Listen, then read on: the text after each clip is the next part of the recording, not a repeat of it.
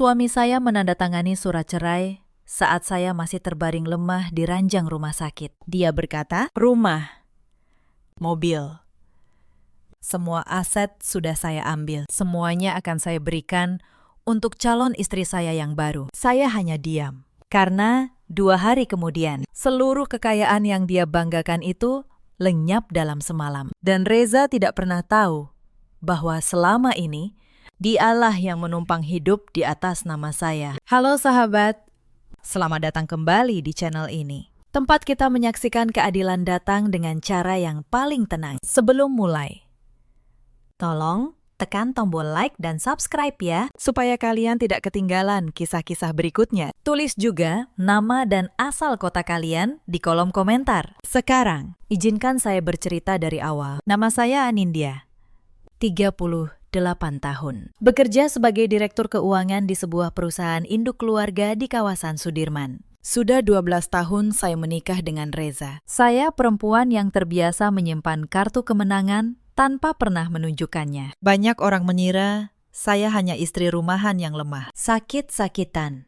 katanya. Tidak berguna, kata mertua saya. Mereka tidak tahu satu hal sederhana. Setiap rupiah yang mengalir di rumah ini, sayalah sumbernya. Gaji resmi saya sebagai direktur keuangan saja mencapai sekitar 200 juta rupiah setiap bulan. Tetapi itu hanya sebagian kecil. Penghasilan saya yang sesungguhnya datang dari perusahaan investasi pribadi yang saya kelola, yang nilainya mencapai puluhan miliar rupiah. Saya bukan istri yang menumpang. Sayalah pondasi yang menopang seluruh kemewahan yang Reza banggakan. Tetapi saya tidak pernah memamerkannya. Saya tetap mengenakan pakaian sederhana. Saya tetap memasak sendiri untuk suami saya. Saya tetap melayani mertua saya dengan hormat. Sebab bagi saya, kekayaan bukan untuk dipamerkan, melainkan untuk menjaga orang-orang yang saya cintai. Sayang sekali, orang-orang yang saya jaga itu justru yang kelak mengkhianati saya. Rumah kami berdiri megah di Pondok Indah. Pagar tinggi, taman luas. Mobil menyilap di garasi. Reza suka memamerkannya pada teman-temannya. Dia berkata bangga, "Ini hasil kerja keras saya. Perusahaan warisan ayah saya." Saya hanya tersenyum tipis setiap kali dia berkata begitu. Saya tidak pernah membantah, sebab kebenarannya begini. Perusahaan yang dia sebut warisan ayahnya itu nyaris bangkrut 10 tahun lalu. Saya yang menyuntik modal.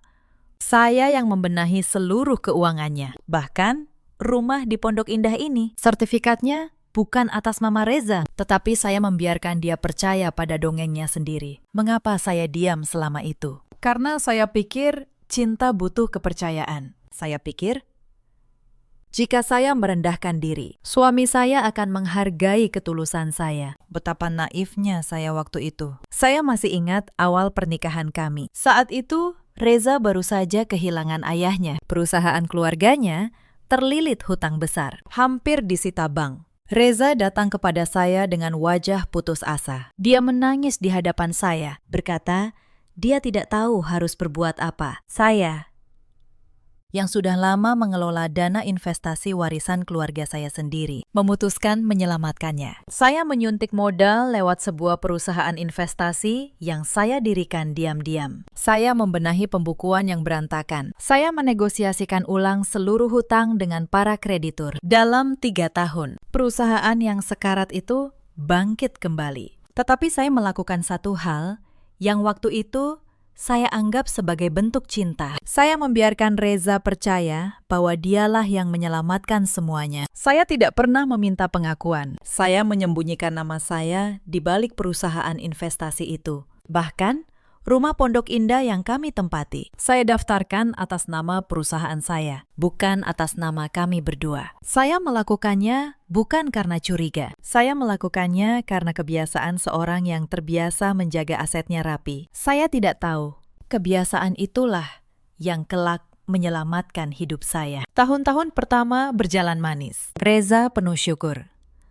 Dia memperlakukan saya dengan lembut. Tetapi semakin perusahaan stabil, semakin dia lupa dari mana semua itu berasal. Pujian orang membuatnya mabuk. Dia mulai percaya pada versi dirinya sendiri sebagai pengusaha hebat. Retak pertama muncul 5 tahun lalu. Saya tidak kunjung memberinya anak, karena kondisi jantung saya tidak memungkinkan kehamilan yang aman. Dokter sudah memperingatkan saya, tetapi Bu Sutinah tidak mau mengerti. Bagi dia, menantu tanpa cucu adalah menantu yang gagal. Perempuan macam apa yang tidak bisa memberi keturunan? Katanya suatu hari di meja makan. Sengaja agar saya dengar. Reza hanya diam. Dia tidak membela saya. Saat itulah saya pertama kali merasa dingin merayap di hati saya. Sejak saat itu, kunjungan Bu Sutinah semakin sering. Dia mulai mengatur rumah saya seolah miliknya sendiri. Dia membawa Dini tinggal di rumah kami berbulan-bulan. Mereka memperlakukan saya seperti tamu yang tidak diundang di rumah saya sendiri. Dan Reza membiarkannya. Saya masih mencoba bertahan. Setiap ulang tahun pernikahan, saya menyiapkan makan malam spesial, berharap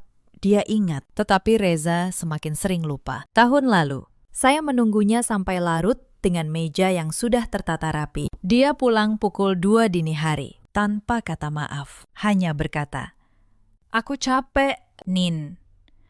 Jangan bikin drama." Saya membereskan meja itu sendirian, menyimpan makanan yang sudah dingin, dan menahan air mata. Saya juga masih merawat kesehatan saya diam-diam, agar tidak merepotkan siapapun. Saya pergi sendiri ke dokter. Saya minum obat sendiri. Saya tidak pernah mengeluh. Saya pikir, jika saya menjadi istri yang tidak menyusahkan, dia akan kembali mencintai saya. Betapa kelirunya harapan itu. Bagi Reza, semakin saya diam, semakin mudah dia mengabaikan saya. Saya menceritakan ini bukan untuk mencari belas kasihan, tetapi agar kalian mengerti betapa lama saya bertahan. Betapa banyak yang saya korbankan sebelum akhirnya semuanya runtuh dalam satu hari di rumah sakit itu. Setahun terakhir, Reza berubah jauh lebih cepat. Dia pulang larut hampir setiap malam. Dia sering menerima telepon di balkon dengan suara pelan, lalu cepat-cepat menutupnya saat saya mendekat. Parfum asing kadang tercium dari kemejanya. Saya bukan perempuan bodoh, saya tahu ada sesuatu. Tetapi saya memilih menutup mata. Berharap itu hanya kekhawatiran saya yang berlebihan. Bu Sutinah, di sisi lain, semakin terang-terangan merendahkan saya. Anindya itu cuma bisa duduk di rumah, katanya pada para tetangga di acara arisan. Tidak pernah memberi cucu. Sering sakit pula. Untung Reza sabar.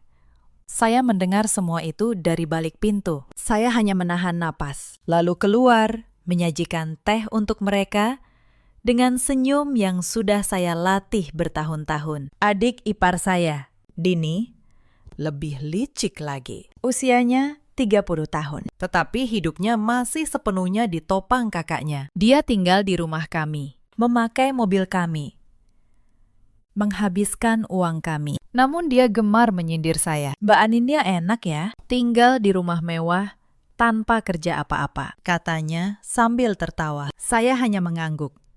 Di dalam hati, saya mencatat setiap kata, setiap penghinaan, setiap rupiah yang mereka habiskan dari uang yang sebenarnya milik saya. Suatu malam, saya tidak sengaja mendengar Dini berbisik dengan ibunya di dapur. "Bu, kapan kita urus surat-surat itu? Mumpung Mbak Anindya sakit-sakitan. Kalau dia meninggal mendadak, kita bisa repot soal warisan." Saya berdiri membeku di lorong. Mereka bukan hanya membenci saya, mereka sudah merencanakan sesuatu. Saya tidak berkata apa-apa malam itu. Tetapi sejak saat itu, saya mulai diam-diam merapikan kembali seluruh dokumen aset saya. Saya memastikan setiap sertifikat, setiap saham, setiap rekening tercatat sah atas nama perusahaan investasi pribadi saya. Saya menelpon Pak Tono, pengacara saya, dan memintanya menyiapkan segala sesuatu untuk berjaga-jaga. "Bu Anindya," kata Pak Tono waktu itu, "Ibu yakin tidak ingin memberitahu suami ibu soal kepemilikan ini?" Saya menjawab pelan, "Belum, Pakistan." Saya masih berharap saya salah menilai dia. Betapa saya berharap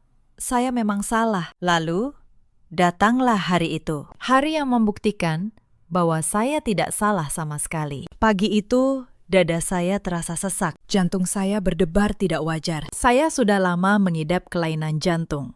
tetapi saya selalu menyembunyikannya agar tidak merepotkan siapapun. Hari itu, tubuh saya akhirnya menyerah. Saya jatuh di lantai dapur. Untung Mbak Asih, pembantu kami yang setia, menemukan saya dan memanggil ambulans. Saya dibawa ke rumah sakit. Saya menelepon Reza dengan tangan gemetar. Dia tidak mengangkat. Saya kirim pesan. Tidak dibalas. Saya berbaring sendirian di ranjang putih itu, dengan selang infus di tangan, menatap langit-langit yang dingin. Dokter berkata, kondisi saya kritis. Katup jantung saya melemah, dan saya membutuhkan operasi secepatnya. Saya butuh seseorang di sisi saya. Saya butuh suami saya. Saya menelpon lagi. Sekali. 2 kali. 10 kali. Setiap nada sambung yang berakhir tanpa jawaban terasa seperti jarum yang menusuk hati saya. Mbak Asih datang menggantikan keluarga yang seharusnya ada. Dia memegang tangan saya sepanjang malam. Sabar, Bu, bisiknya. Pak Reza pasti datang. Tetapi dalam hati saya sudah tahu dia tidak akan datang. Bukan karena dia tidak bisa, tetapi karena dia tidak mau. 3 jam kemudian, Reza datang, tetapi wajahnya tidak menunjukkan kekhawatiran. Dia masuk dengan langkah malas, seolah saya mengganggu jadwalnya. Kenapa lagi sih, Nin? Katanya. Capek tahu, bolak-balik ke rumah sakit. Cuma gara-gara kamu lemah. Saya menatapnya tidak percaya. Suami yang 12 tahun saya rawat, kini memandang saya seperti beban. Saya mencoba meraih tangannya. Reza, dokter bilang aku harus operasi. Aku takut. Tolong, temani aku. Tetapi dia menarik tangannya. Aku ada urusan penting. Nanti aku suruh ibu yang datang, katanya. Lalu pergi tanpa menoleh. Saya berbaring sendirian lagi. Air mata mengalir tanpa bisa saya tahan. Bukan karena sakit di dada saya, tetapi karena sakit di hati yang jauh lebih dalam. Namun, saya belum tahu. Ini baru permulaan. Malam itu, saat saya masih di rumah sakit, Bu Sutinah datang. Dia tidak membawa buah, tidak membawa doa. Dia membawa setumpuk kertas. Anindya, katanya dingin. Kondisimu sudah parah. Kami semua khawatir soal masa depan. Jadi, keluarga sudah sepakat. Lebih baik kamu menandatangani surat ini. Surat pelepasan hak atas seluruh harta bersama. Supaya kalau terjadi apa-apa, semuanya jelas. Saya membaca kertas itu pelan-pelan. Mereka ingin saya menyerahkan rumah, mobil, dan saham perusahaan kepada Reza tanpa syarat saat saya masih terbaring lemah. Mereka datang seperti pemburu yang mencium darah. Saya bertanya pelan, apakah Reza yang menyuruh ibu? Bu Sutinah tersenyum tipis. Reza sudah dewasa. Dia tahu apa yang terbaik untuk dirinya. Tanda tangani saja, Nin. Jangan membuat keadaan rumit. Saya meletakkan pena itu di atas meja. Saya akan mempertimbangkannya. Kata saya, tenang. Di dalam hati, saya sudah tahu apa yang sedang terjadi. Tetapi saya belum siap menunjukkan kartu saya. Bu Sutinah pergi dengan wajah kesal. Sebelum keluar, dia berkata, jangan sok kuat tanpa Reza. Kamu bukan siapa-siapa. Saya tersenyum sendiri di ranjang itu. Andai dia tahu siapa yang sebenarnya bukan siapa-siapa tanpa siapa. Keesokan paginya, kebenaran yang lebih menyakitkan datang. Mbak Asih menelpon saya dengan suara bergetar. Bu Anindya, katanya. Ada perempuan asing di rumah. Pak Reza memperkenalkannya sebagai calon istri. Tangan saya membeku memegang ponsel. Siapa namanya? Tanya saya. Namanya Fania. Bu, Pak Reza menyuruh saya membereskan kamar utama untuk dia. Saya menutup mata. Jadi, inilah alasannya. Telepon-telepon rahasia itu. Perubahan sikapnya. Semua kekejaman 2 hari terakhir. Reza sudah punya perempuan lain. Dan dia berani membawanya ke rumah saya saat saya masih terbaring sakit. Esok harinya, sebelum surat cerai itu datang, ada satu peristiwa yang membuat saya benar-benar mengerti seberapa dalam pengkhianatan mereka. Bu Sutinah mengadakan apa yang dia sebut sebagai rapat keluarga di ruang tunggu rumah sakit. Dia mengundang beberapa kerabat dan di hadapan mereka semua, dia memamerkan kekejaman dengan suara lantang. Lihat menantu saya ini.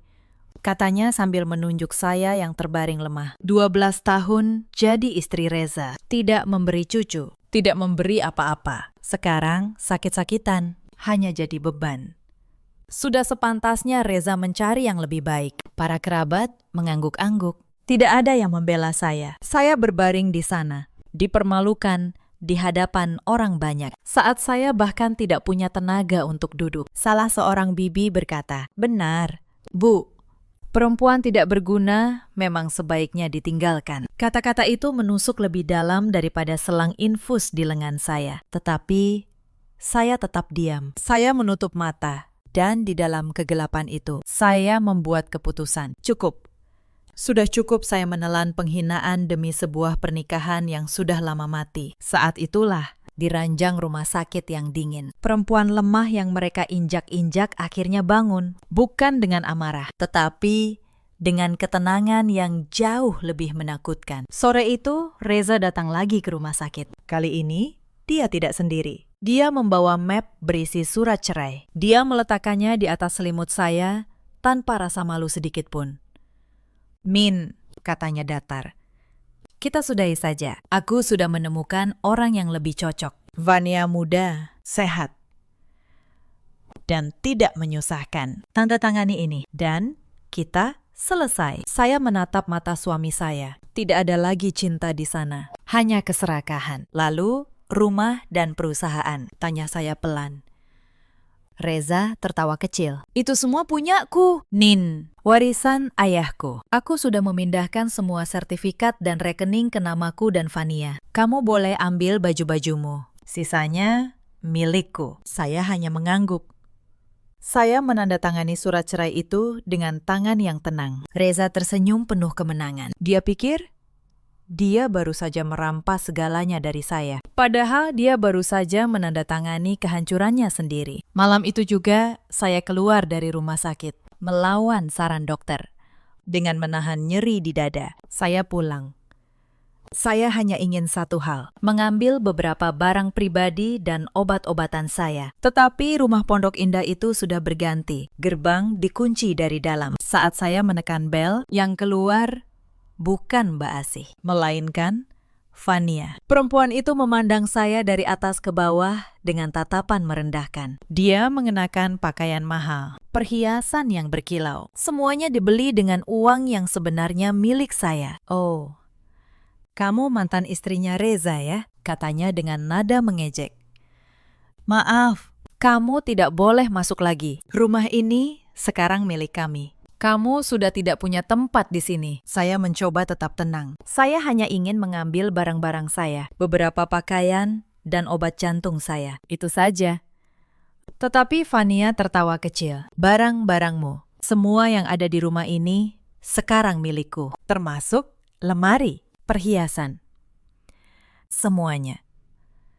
Kamu tidak berhak atas apapun." Reza muncul di belakangnya. Dia melihat saya berdiri lemah di depan gerbang, masih dengan gelang rumah sakit di pergelangan tangan saya. Tetapi dia tidak membela saya. Dia hanya berkata, "Sudah, Min, pergi saja. Jangan bikin malu di depan tetangga." Bu Sutinah ikut keluar, berkacak pinggang di teras megah itu. "Sudah kubilang, tanpa Reza, kamu bukan siapa-siapa. Sekarang pergi. Jangan kembali lagi ke rumah ini. Kamu sudah resmi bukan bagian dari keluarga kami." Saya berdiri di luar pagar rumah saya sendiri. Hujan mulai turun. Saya basah kuyup, sakit, dan diusir seperti pengemis. Tetapi anehnya, saya tidak menangis. Saya hanya menatap rumah megah itu, lalu berbalik pergi. Karena mereka tidak tahu satu hal, sertifikat rumah itu akan segera berbicara untuk dirinya sendiri. Sebelum saya benar-benar pergi, saya mencoba meminta satu hal sederhana. Setidaknya izinkan saya mengambil obat jantung saya. Saya butuh itu untuk hidup, kata saya. Tetapi Vania menutup pintu dengan kasar. "Itu bukan urusan kami. Beli sendiri sana." Reza hanya berdiri diam di belakangnya, membiarkan istri barunya memperlakukan saya seperti sampah. Mbak Asih, yang melihat semuanya dari dalam, mencoba membela saya. "Pak Reza, ini keterlaluan. Bu Anindya sedang sakit," katanya. Bu Sutinah langsung membentaknya. Kamu cuma pembantu. Berani-beraninya ikut campur. Kamu dipecat. Keluar dari rumah ini sekarang juga. Begitulah. Malam itu, dua perempuan diusir dari rumah Pondok Indah di tengah hujan. Saya dan satu-satunya orang yang masih punya hati nurani. Kami berjalan menembus hujan menuju halte. Mbak Asih menangis. Bukan untuk dirinya, tetapi untuk saya. Bu, kenapa hidup begitu kejam pada orang baik? Tanyanya. Saya menggenggam tangannya. Kadang, Mbak, kita harus kehilangan segalanya yang palsu, supaya kita bisa melihat apa yang nyata. Dan malam ini, saya melihat siapa yang nyata di sisi saya. Di rumah sakit, keesokan harinya, saya menebus obat jantung saya dengan uang yang masih ada di rekening pribadi saya. Rekening yang tidak pernah Reza ketahui. Dokter memarahi saya karena terlambat minum obat. Ibu hampir kena serangan jantung lagi. Anda harus dirawat oleh orang yang peduli, katanya. Saya hanya tersenyum pahit. Justru orang yang seharusnya peduli adalah orang yang membuang saya. Saya menumpang di rumah kontrakan sederhana milik Mbak Asih yang sudah mereka pecat malam itu juga. Di kamar sempit dengan dinding lembab, saya duduk di tepi kasur. Mbak Asih membuatkan saya teh hangat. Bu, kenapa ibu diam saja diperlakukan begitu? Tanyanya dengan mata berkaca-kaca. Saya tersenyum lelah. Karena ada saatnya berbicara, Mbak. Dan saat itu belum tiba, tetapi sebentar lagi. Malam berikutnya, penghinaan itu naik ke tingkat baru. Dini membuat siaran langsung di media sosialnya. Dia memamerkan rumah Pondok Indah, berjalan dari ruang ke ruang dengan bangga. Lihat rumah baru kakakku ini, katanya pada ribuan penonton. Akhirnya bebas dari istri tua yang sakit-sakitan. Sekarang kakakku punya calon istri yang muda dan cantik. Lalu, dia menyebut nama saya. Dia menertawakan saya di depan ribuan orang asing. Mantan iparku itu sekarang entah di mana. Mungkin numpang di rumah pembantu. Kasihan. Sok jadi orang penting, padahal cuma benalu. Komentar-komentar jahat membanjiri siaran itu. Saya menontonnya dalam diam. Dari kamar sempit yang dia ejek, Mbak Asih menangis melihatnya. Bu, ini sudah keterlaluan. Kita harus lapor. Saya menggenggam tangannya. Tidak perlu, Mbak.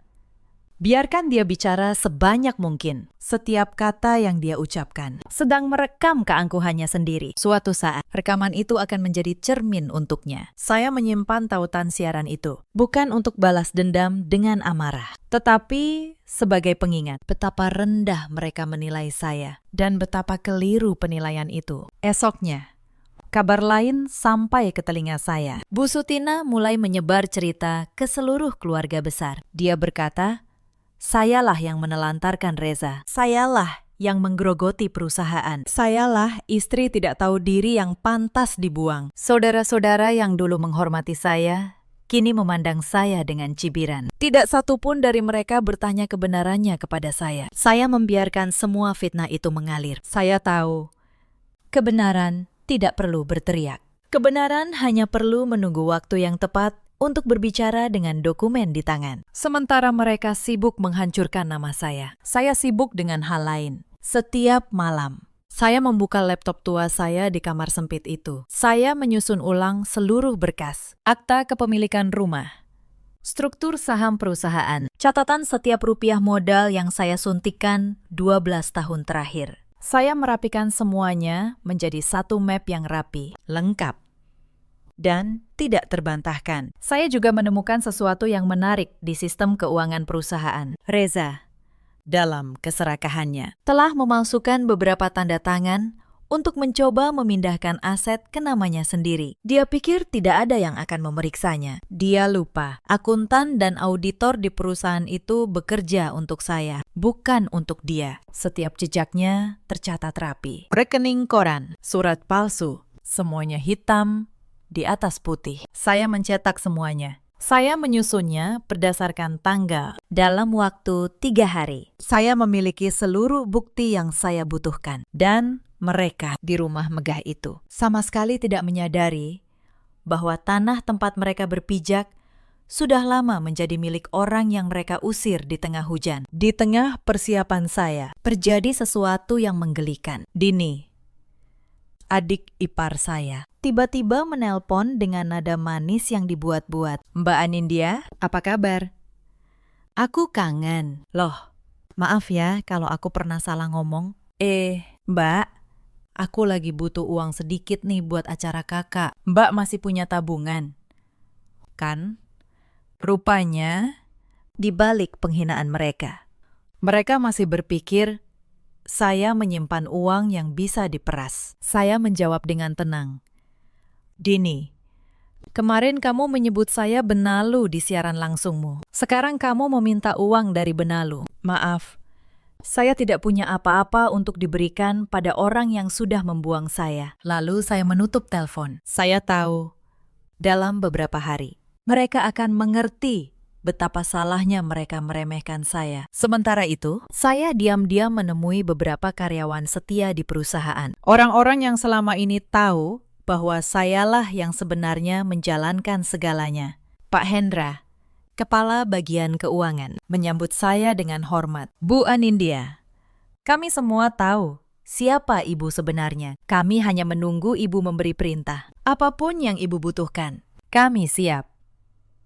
Saya merasa terharu. Ternyata selama bertahun-tahun, ada orang-orang yang melihat nilai saya, meski suami saya sendiri tidak. Saya meminta mereka menyiapkan seluruh dokumen resmi perusahaan, audit lengkap, bukti kepemilikan saham, catatan setiap keputusan penting yang sebenarnya saya yang buat. Semuanya disusun rapi, siap untuk hari ketika kebenaran harus berbicara di hadapan Dewan Direksi. Malam itu, saya tidak tidur. Saya membuka laptop tua saya sekali lagi. Saya masuk ke sistem perusahaan dengan akun yang tidak diketahui Reza. Akun Direktur Keuangan Utama. Akun pemilik sebenarnya. Di layar itu, tertera dengan jelas siapa pemegang saham mayoritas holding ini. Bukan Reza. Bukan ayah Reza, tetapi sebuah perusahaan investasi pribadi. Dan di balik perusahaan itu, hanya ada satu nama, Anindya. Keesokan paginya, kejatuhan mereka dimulai. Tetapi mereka belum menyadarinya. Reza dan Fania sibuk menyiapkan pesta pernikahan mewah. Mereka menyewa gedung mahal di kawasan Menteng. Mereka memesan ratusan undangan. Bu Sutina berkeliling membanggakan menantu barunya. Dini memamerkan gaun pesta di media sosial. Mereka merayakan kemenangan di atas reruntuhan yang mereka kira milik mereka. Sementara itu, saya menelpon satu orang, Pak Tono, pengacara pribadi saya selama 10 tahun terakhir. Orang yang tahu seluruh struktur kepemilikan aset saya. Pak Tono, kata saya, tenang, saatnya tiba.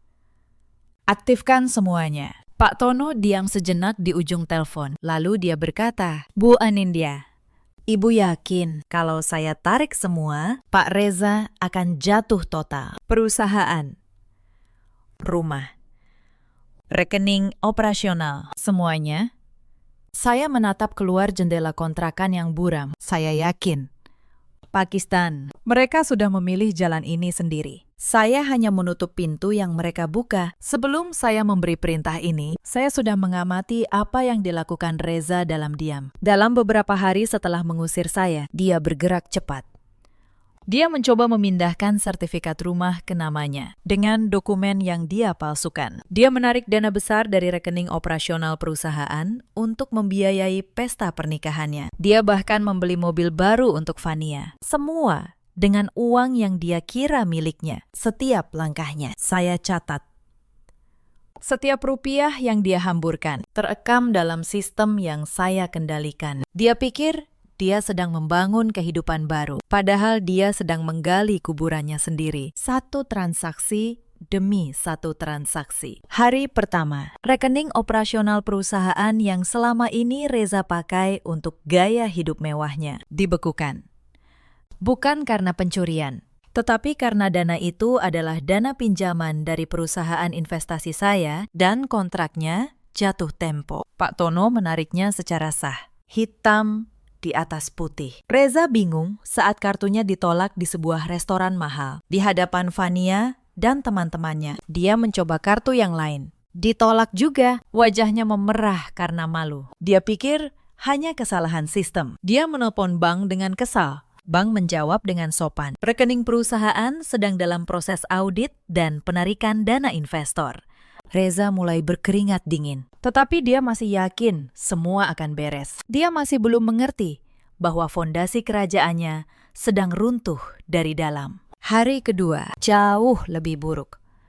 Sertifikat rumah Pondok Indah yang dia kira sudah atas namanya ternyata tidak pernah sah berpindah. Sebab rumah itu bukan milik Reza sejak awal. Rumah itu milik perusahaan saya yang hanya dipinjamkan untuk ditempati keluarga. Pak Tono mengirim surat resmi pengosongan rumah, lengkap dengan akta kepemilikan asli. Fania menerima surat itu di teras. Wajahnya pucat membaca nama pemilik sah di akta tersebut. Anindya. Perempuan yang kemarin dia usir di tengah hujan. Ternyata pemilik rumah yang dia sombongkan. Fania berlari mencari Reza. Reza, ini apa? Katamu, rumah ini punyamu. Kenapa di akta ini nama mantan istrimu? Suaranya histeris. Reza merebut surat itu. Tangannya bergetar membaca setiap baris. Dia menelpon notaris. Notaris menjelaskan dengan tenang. Sertifikat yang dulu dia kira sudah dipindahkan. Sebenarnya hanya salinan palsu yang dia buat sendiri. Yang asli tidak pernah lepas dari tangan Anindya. Reza terduduk di lantai. Tidak mungkin, gumamnya. Ini tidak mungkin. Hari itu juga, Reza datang ke kontrakan Mbak Asih. Dia menggedor pintu. Wajahnya kacau. Saat saya membuka, dia langsung mencengkeram bahu saya. Anindya, apa yang kamu lakukan? Kembalikan rumahku, kembalikan rekeningku, teriaknya. Saya melepaskan tangannya dengan tenang. Rumahmu? Tanya saya. Sejak kapan rumah itu menjadi milikmu? Reza, kamu bahkan tidak pernah tahu siapa pemiliknya selama 12 tahun. Pulanglah. Tidak ada yang bisa kamu ambil dari sini. Dia menatap saya dengan campuran amarah dan ketakutan. Kamu menyembunyikan ini dariku selama ini. Kamu menipuku. Saya tersenyum getir. Menipu. Saya hanya membiarkanmu percaya pada dongeng yang kamu ciptakan sendiri. Kamu yang memilih untuk tidak pernah bertanya. Kamu yang memilih untuk membuangku saat aku sekarat. Sekarang, kamu menuai apa yang kamu tanam. Dia pergi dengan langkah terhuyung. Untuk pertama kalinya menyadari betapa rapuhnya kerajaan yang dia kira miliknya. Hari ketiga, perusahaan.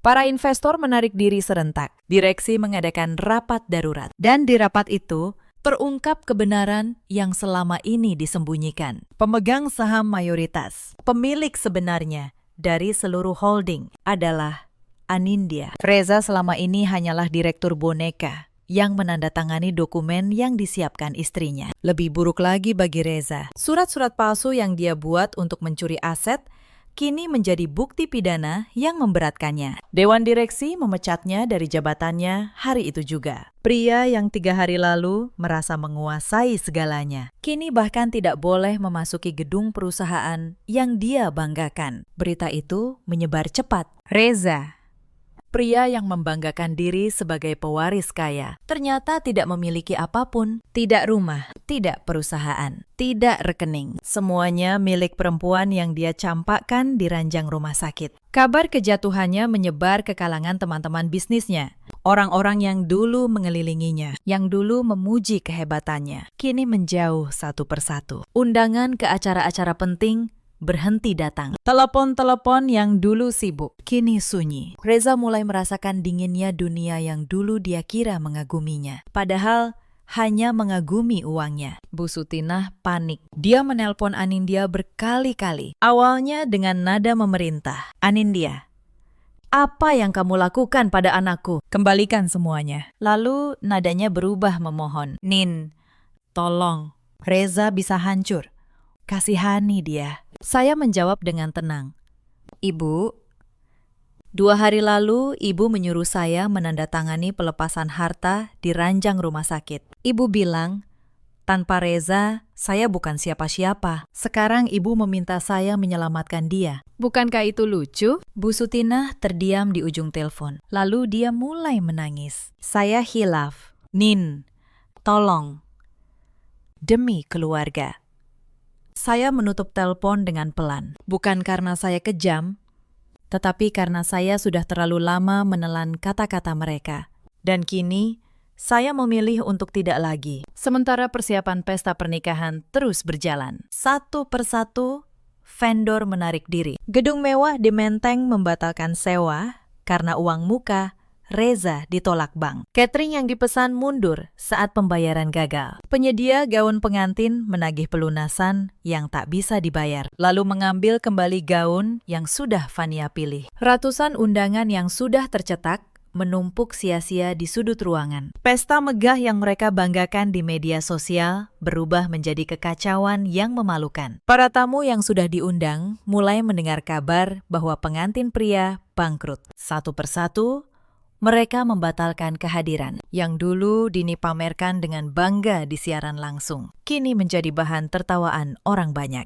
Vania, yang menikahi Reza demi kekayaan, mulai menyadari kebenaran pahit. Pria yang dia rebut ternyata tidak punya apa-apa. Dia mendatangi Reza dengan amarah meledak-ledak. Kamu bohong. Katamu kamu kaya. Katamu rumah itu milikmu. Aku meninggalkan tunanganku yang lama demi kamu. Dan ternyata kamu cuma penipu miskin. Reza mencoba meraih tangannya. Vania, tunggu. Aku bisa bangkit lagi. Beri aku waktu. Tetapi Vania menepis tangannya dengan jijik. Bangkit dengan apa? Kamu tidak punya apa-apa. Aku tidak akan membuang hidupku untuk pria gagal sepertimu. Dia mengambil tas dan kopernya, lalu pergi tanpa menoleh lagi. Reza berdiri sendirian di tengah ruangan yang seharusnya menjadi tempat pernikahannya. Tidak ada pengantin, tidak ada tamu, tidak ada kekayaan. Dalam semalam, dia kehilangan istri, calon istri, kekayaan, dan harga dirinya. Semuanya runtuh seperti istana pasir yang disapu ombak. Lalu tibalah hari yang seharusnya menjadi hari pernikahan mereka. Tetapi tidak ada pesta, tidak ada gedung mewah, hanya ada Reza, Bu Sutina, dan Dini. Berkumpul di rumah kontrakan kecil yang terpaksa mereka sewa, karena rumah Pondok Indah sudah dikosongkan secara hukum. Dan di hari itu, saya datang. Bukan untuk membalas dendam, tetapi untuk menutup buku ini dengan tenang. Saya mengetuk pintu kontrakan sempit itu saat Reza membukanya. Wajahnya berubah pucat melihat saya. Saya berdiri tegak, mengenakan setelan rapi, didampingi Pak Tono dengan map dokumen di tangannya. Anindya, bisik Reza. Kamu datang untuk apa? Saya melangkah masuk dengan tenang. Bu Sutina yang dulu berkacak pinggang di teras mewah, kini duduk lesu di kursi plastik. Dini yang dulu menyindir, kini menunduk, tak berani menatap saya. Saya meletakkan sebuah map di atas meja. Ini, kata saya, adalah seluruh dokumen kepemilikan, rumah, perusahaan, Rekane. Semuanya atas nama saya. Sah. Hitam di atas putih. Kalian boleh memeriksanya. Reza membuka map itu dengan tangan gemetar. Setiap lembar menamparnya dengan kenyataan. Selama 12 tahun, dialah yang menumpang. Bukan saya. Saya membuka lembar berikutnya. Dan ini, kata saya, adalah surat-surat yang kamu palsukan. Reza, tanda tangan yang kamu tiru untuk mencoba mencuri aset yang bahkan bukan milikmu. Auditor perusahaan sudah memverifikasi semuanya. Kalau saya mau, ini cukup untuk membawamu ke penjara. Wajah Reza memucat. Bu Sutinah dan Dini saling bertukar pandang ketakutan. Lalu saya mengeluarkan ponsel saya. Saya memutar rekaman siaran langsung Dini yang menertawakan saya di depan ribuan orang, yang menyebut saya benalu dan istri tua yang sakit-sakitan. Suara Dini sendiri memenuhi ruangan sempit itu. Mantan iparku itu sekarang entah di mana. Mungkin numpang di rumah pembantu. Dini menunduk. Wajahnya merah karena malu. Mbak, saya.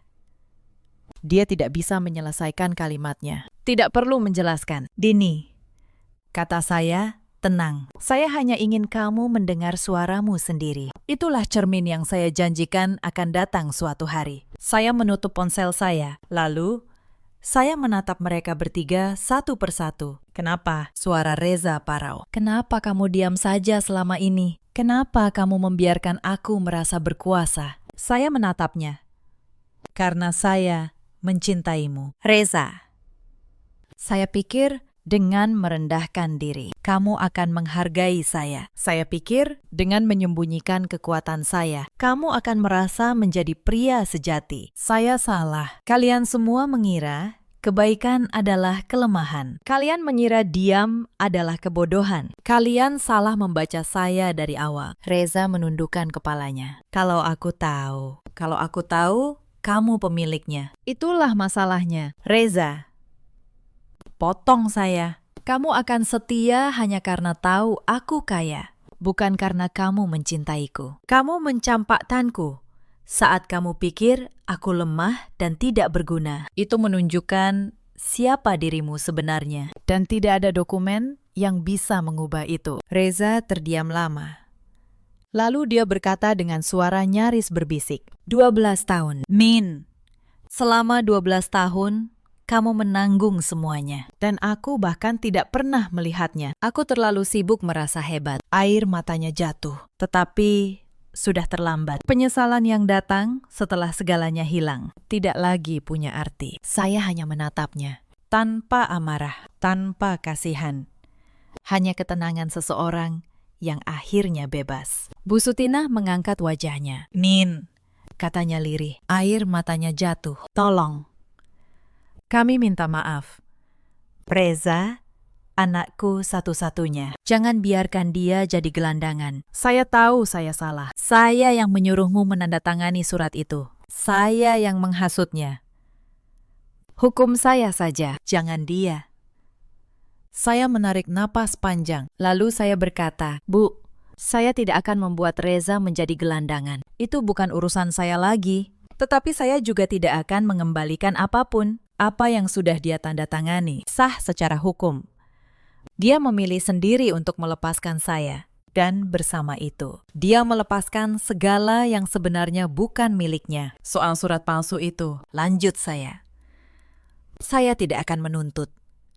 Bukan karena saya mengasihani kalian, tetapi karena saya tidak ingin menghabiskan satu hari pun lagi dari hidup saya untuk mengurus kalian. Saya sudah membuang 12 tahun. Itu sudah cukup. Ruangan itu hening. Hanya terdengar isak tangis Bu Sutina dan napas berat Reza. Saya berbalik menuju pintu. Sebelum keluar, saya berhenti sejenak. Oh ya, satu hal lagi. Mbak Asih, pembantu yang kalian usir malam itu, sekarang menjadi kepala rumah tangga di rumah Pondok Indah. Dan dia mendapat gaji yang layak. Karena dia satu-satunya orang di rumah itu yang memperlakukan saya seperti manusia. Saya melangkah keluar. Di belakang saya, hening. Tidak ada teriakan, tidak ada cacian. Hanya keheningan orang-orang yang akhirnya mengerti betapa besar kesalahan mereka. Pak Tono berjalan di samping saya menuju mobil. Bu Anindya, katanya. Ibu yakin tidak ingin menuntut mereka lebih jauh. Penipuan sertifikat itu pidana. Saya menggeleng pelan. Tidak perlu. Pakistan.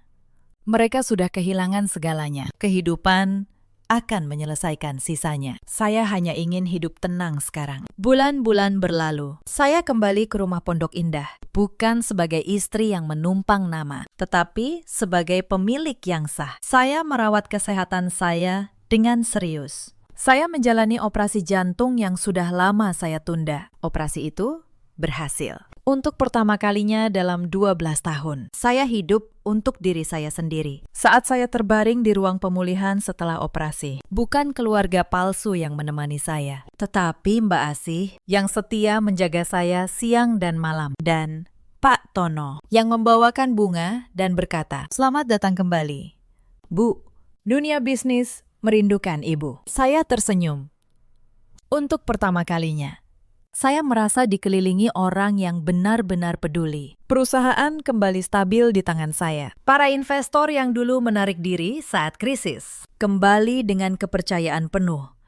Setelah tahu bahwa sayalah pemilik dan otak di balik kesuksesan selama ini. Salah satu investor senior berkata kepada saya, Bu Anindya, kami selalu bertanya-tanya, Siapa yang sebenarnya menjalankan perusahaan ini dengan begitu cermat? Ternyata, ibu. Kami menyesal tidak mengenal ibu lebih awal. Saya menjalankan semuanya dengan tenang, tanpa perlu membuktikan apapun pada siapapun lagi. Saya juga melakukan sesuatu yang membuat hati saya damai. Saya mendirikan sebuah yayasan kecil untuk membantu perempuan yang menjadi korban kekerasan dalam rumah tangga. Perempuan yang, seperti saya dulu, merasa terjebak dan tidak berdaya. Saya ingin mereka tahu bahwa kekuatan sejati tidak selalu terlihat dan bahwa selalu ada jalan untuk bangkit. Reza.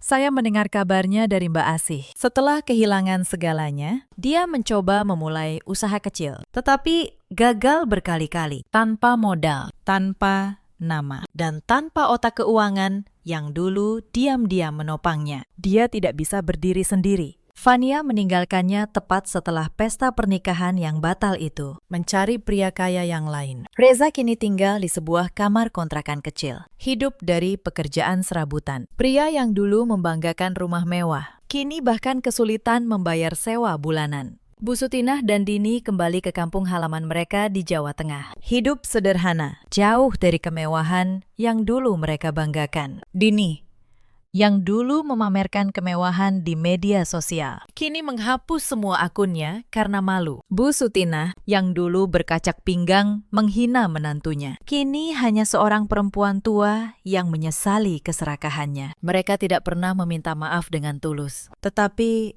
saya sudah memaafkan, bukan untuk mereka, melainkan untuk diri saya sendiri. Sebab, dendam adalah beban yang terlalu berat untuk dibawa orang yang ingin hidup tenang. Memaafkan bukan berarti melupakan. Memaafkan berarti membebaskan diri sendiri dari rantai masa lalu. Suatu sore, Mbak Asih menyajikan makan malam sederhana untuk saya. Ikan goreng, sayur asem, dan sambal terasi. Saya makan dengan lahap, ditemani suara hujan gerimis di luar jendela. Untuk pertama kalinya, rumah megah ini benar-benar terasa seperti rumah. Bukan panggung untuk kebohongan orang lain. Bukan penjara yang berbalut emas. Tetapi tempat di mana saya, akhirnya, bisa menjadi diri saya sendiri. Cerita ini mengajarkan satu hal. Jangan pernah menilai seseorang dari kelemahan yang dia tunjukkan. Dan jangan pernah mengira kebaikan adalah tanda